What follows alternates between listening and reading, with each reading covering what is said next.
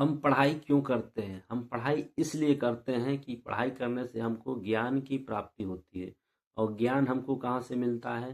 किताबों से। और इस दुनिया में जितने भी प्रश्नों के जवाब और उत्तर हैं, वो आपको कहाँ मिलेंगे? किताबों के माध्यम से।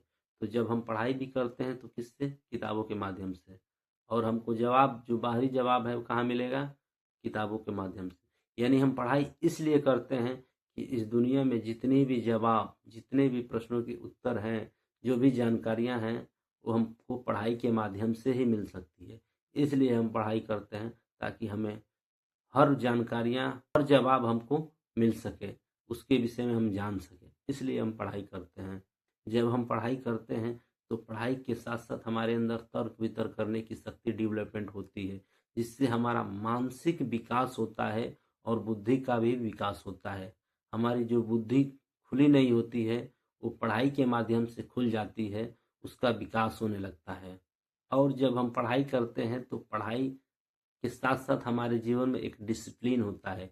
यानी जब हम पढ़ाई करने लगते हैं तो पढ़ाई के माध्यम से हम अपने जीवन में एक अनुशासन भरा जीवन जीने लगते हैं, जो हमारे लिए काफ़ी उपयोगी है।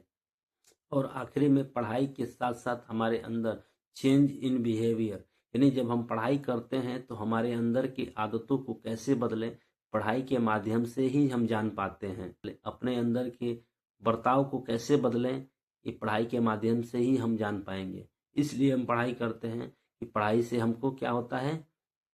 ज्ञान की प्राप्ति होती है, जानकारियाँ मिलती है और अपने अंदर तर्क वितर्क करने की शक्ति, समझ पैदा होती है। और उसके साथ साथ हमारे जीवन में डिसिप्लिन की जानकारियाँ होती है, डिसिप्लिन में हमको जीना सिखाती हैं पढ़ाइयाँ।